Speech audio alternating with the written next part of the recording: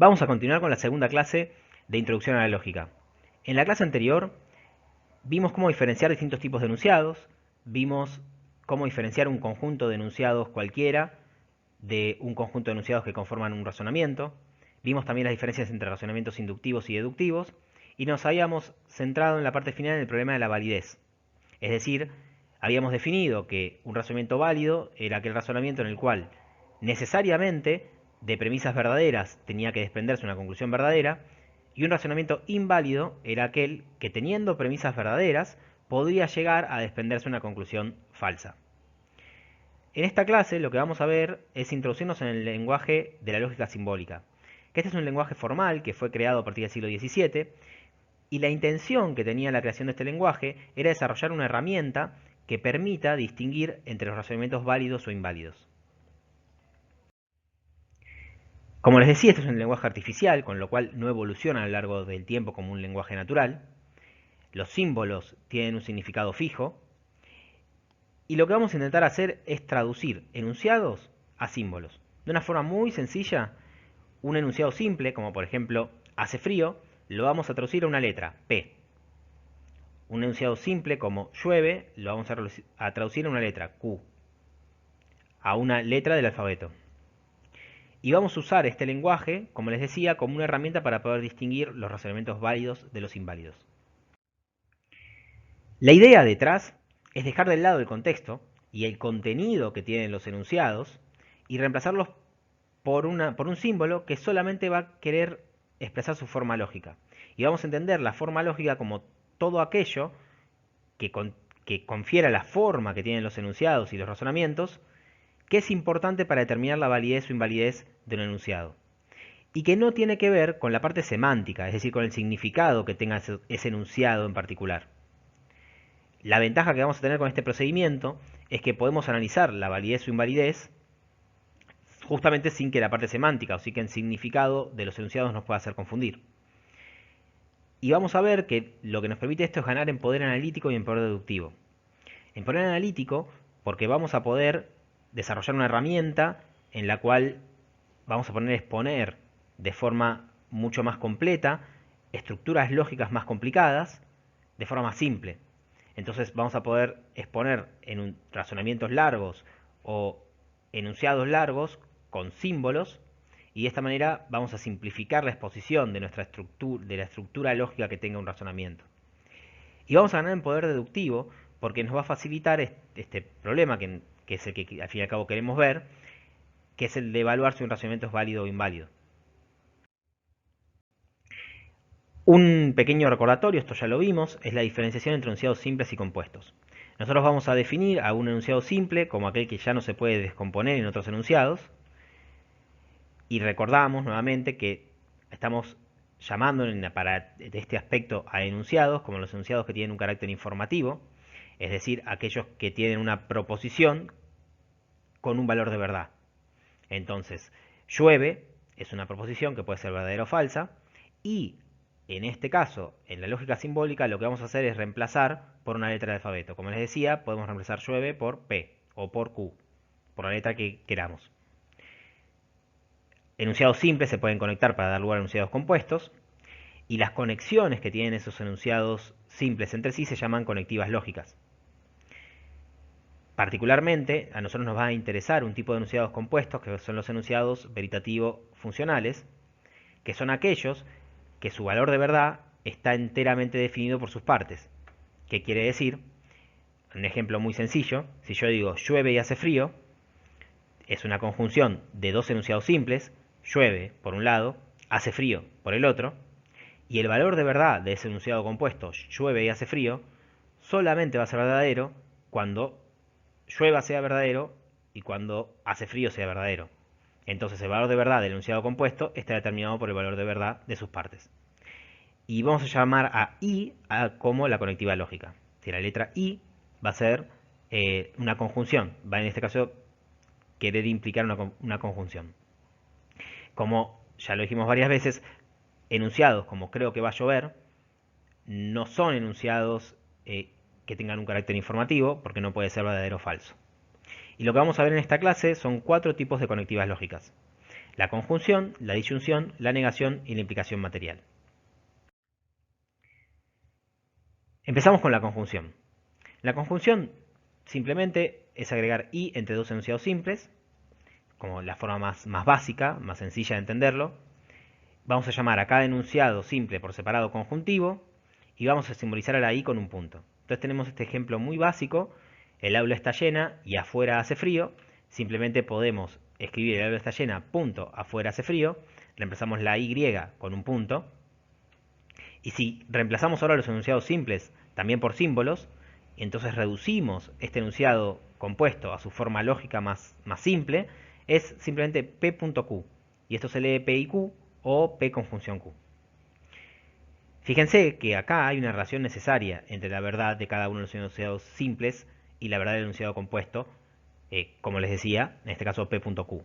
Y solamente va a ser verdadera esta afirmación, el aula está llena y afuera hace frío, cuando sus dos componentes, los dos enunciados simples, el aula está llena por un lado y afuera hace frío, ambos sean verdaderos. Entonces, vamos a ver esta primera tabla de verdad de la conjunción. Si la analizan, lo que van a ver, P es un enunciado, Q es el otro enunciado, y la verdad de P.Q va a depender de la verdad que tengan P y Q. Y fíjense que el único caso en el cual la conjunción, este enunciado compuesto formado por la conjunción, va a ser verdadero, es aquel en el que sus dos componentes, sus dos enunciados simples, sean verdaderos. Es decir, solamente va a ser verdad llueve y hace frío cuando llueva y haga frío. Si llueve pero no hace frío, no va a ser verdad el enunciado compuesto. Si no llueve y hace frío, tampoco va a ser verdad. Y si no sucede ninguna de las dos cosas, tampoco. El único caso donde va a ser verdadero el enunciado compuesto es que ambos enunciados simples sean verdaderos. Acá es sencillo. Tengan en cuenta que otros términos que denotan conjunción pueden ser además, también, pero, aún, aunque, sin embargo. Pasamos a la negación. Negación es también muy sencillo. Es negar un enunciado simple. Por ejemplo, si digo no voy al cine, lo vamos a considerar como un enunciado compuesto. Y lo vamos a simbolizar una raya como menos P. Entonces eso implicaría el no, simbolizado con la raya, voy al cine. Hay otros términos que indican negación, como no es cierto que, no es el caso que, es falso que, no es cierto que. Y esas serían también conectivas. Y de nuevo, en todos estos casos lo que hacemos es reemplazar directamente esos términos por la raya horizontal, por el menos. Vemos ahora la tabla de verdad. En este caso, como vemos, la negación está invirtiendo el valor de verdad que tenga el enunciado que está afectando. Entonces yo digo, por ejemplo, si yo digo no llueve, va a ser el enunciado compuesto no llueve, va a ser falso si llueve y verdadero si no llueve. Entonces, por ejemplo, si P es llueve, P va a ser verdadero, en este caso llueve, entonces la negación no llueve es falso. Si P, que llueve, es falso, entonces la negación no P es verdadera. Es bastante sencillo, si lo piensan un segundo, es muy básico. Pasamos a la disyunción. En este caso vamos a diferenciar entre disyunción inclusiva y disyunción exclusiva. Vamos a empezar con la inclusiva. Básicamente lo que estamos haciendo acá es combinar dos enunciados simples por medio de o. Una cosa o la otra. Y ahí obtenemos una disyunción. Vamos a llamar a cada uno de los enunciados que estamos separando como disyuntivos y vamos a reemplazar a la o por una cuña o b corta o disyunción o disyuntor. Vamos a ver un ejemplo. Quien no se presenta al primero o al segundo examen será calificado como ausente. Nosotros podemos simbolizar este enunciado compuesto como P cuña Q y lo podemos leer como P o Q. Podemos decir que P es quien no se presente al primer examen será calificado ausente y Q es quien no se presenta al segundo examen será calificado ausente. Fíjense que en este caso las alternativas no son excluyentes.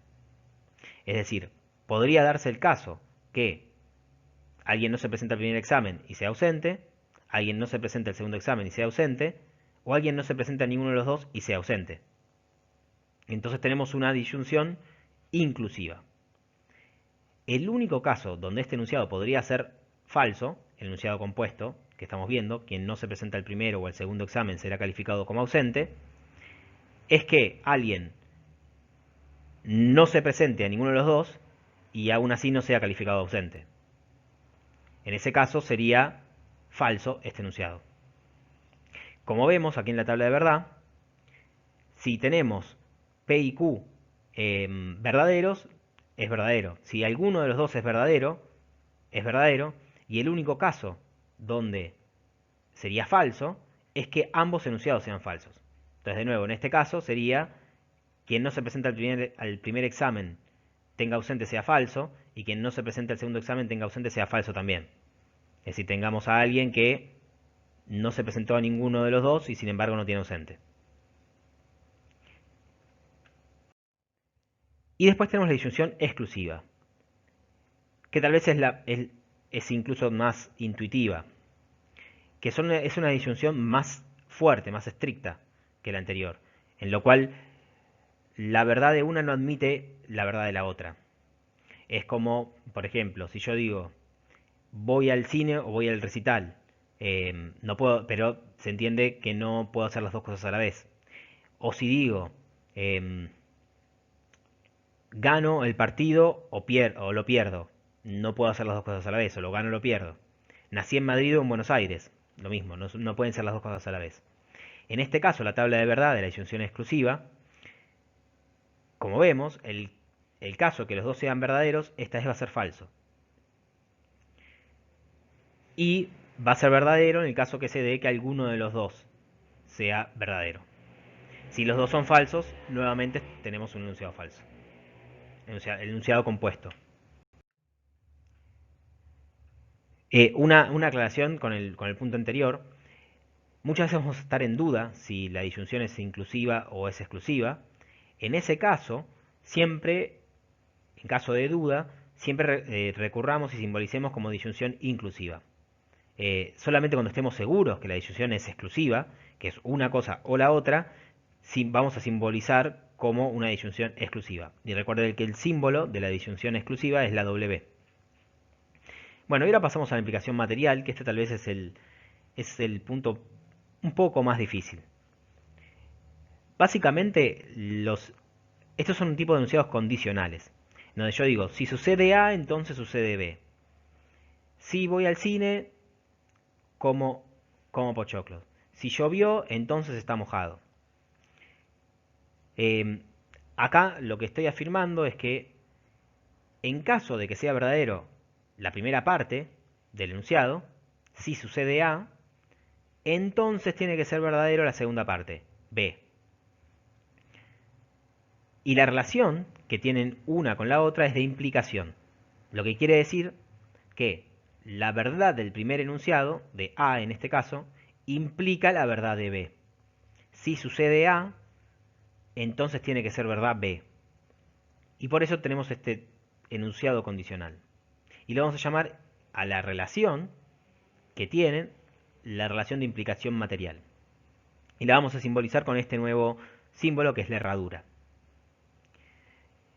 Básicamente, el antecedente, que en este caso va a ser A, va a establecer la condición, mientras que el consecuente es la proposición que se sigue una vez que el antecedente sucedió.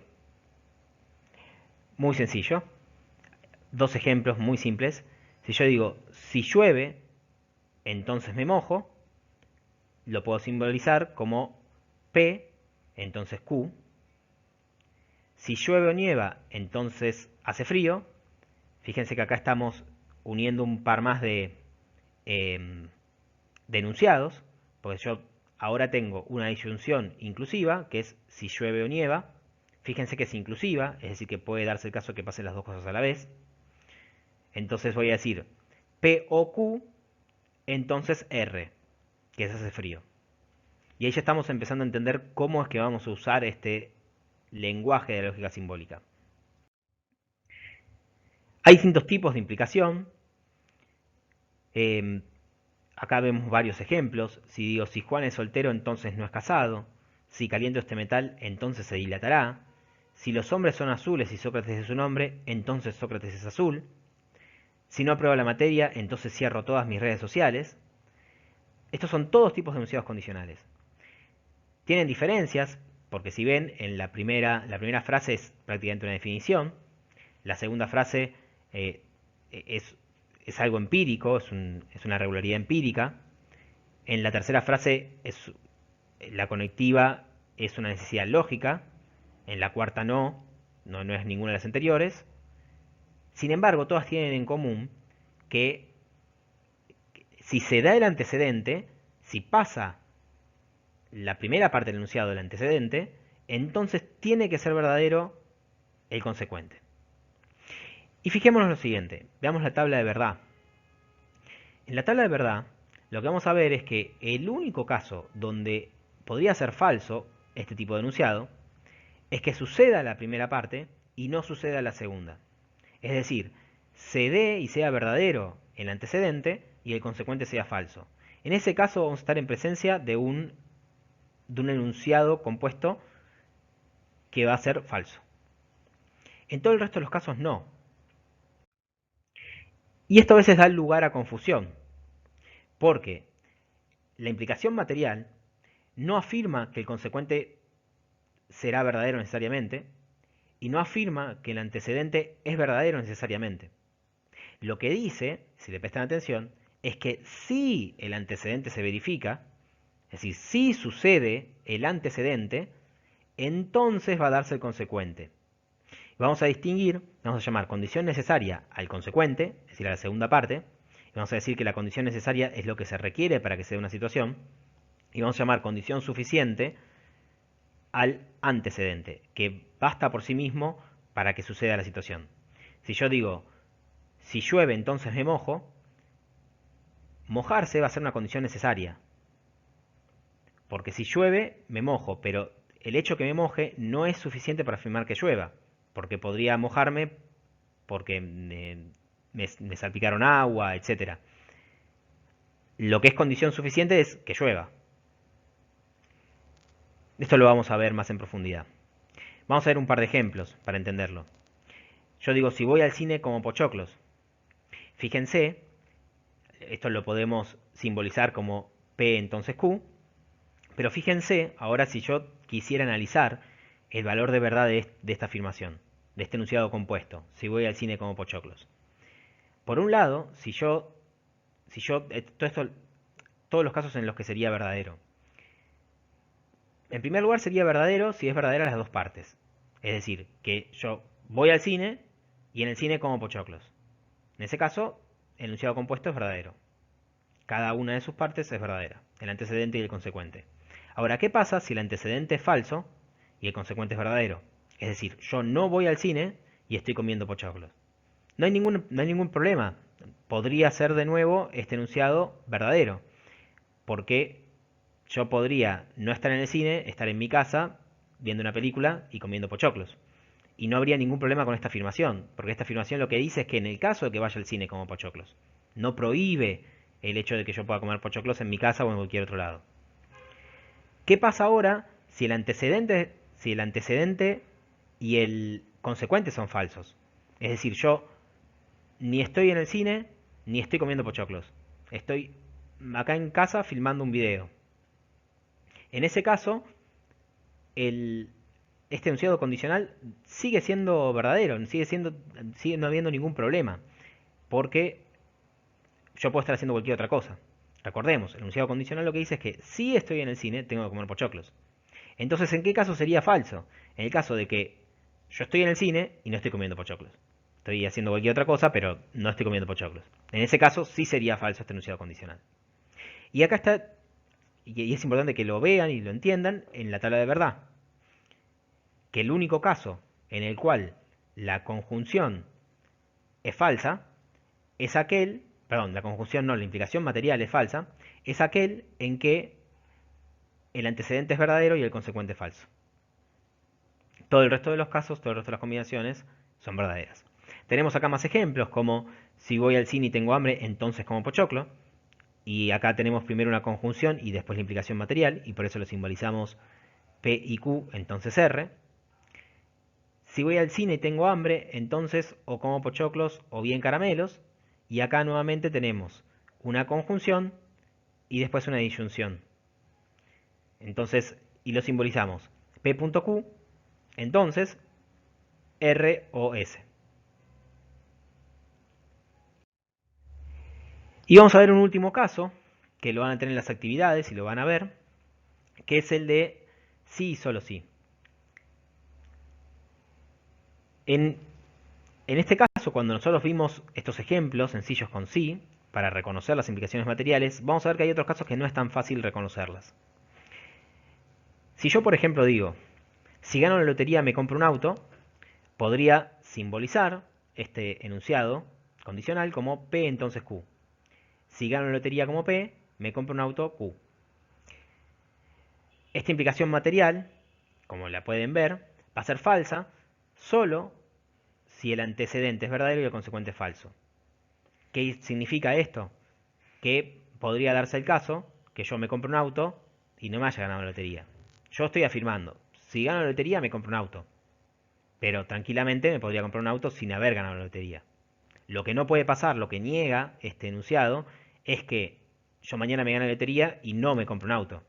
Eso no puede pasar. A eso haría falso este enunciado. Ahora, ¿qué pasa si yo cambio ligeramente el enunciado y lo que digo es, solo si gano la lotería me compro un auto? Fíjense que acá cambia el significado del enunciado. De hecho, se invierte la implicación. Porque ahora estoy excluyendo la posibilidad de que me compre un auto sin haber ganado la lotería. Yo estoy diciendo solo y solamente si me gano la lotería voy a comprar un auto. Entonces la posibilidad que antes estaba incluida ahora está excluida. Para entenderlo podría rearmar la frase y leerla como si compro un auto es porque me gané la lotería. Y fíjense que ahora sí podría darse el caso de que haya ganado la lotería y no me compre un auto. Podría ser que comprarme un auto sea algo que no considere tan importante, entonces yo digo, la verdad que solo me compraría un auto si gano la lotería. Pero ni siquiera estoy afirmando que si me gano la lotería necesariamente me compro un auto. Yo solamente estoy diciendo, solo en el caso de que me gane la lotería, me compro un auto, pero podría darse el caso de ganar la lotería y no comprar el auto. Entonces acá se invirtieron el antecedente y el consecuente.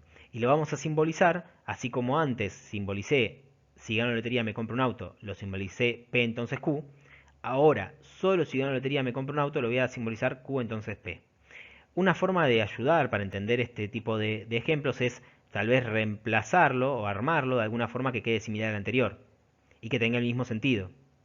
Entonces, por ejemplo, como hicimos acá, de decir si compro un auto es porque me gané la lotería. Entonces acá compro un auto, lo habíamos definido como Q, ganar la lotería lo definimos como P, entonces queda Q, entonces P. Bien, esto es todo por hoy, nos vemos en la clase.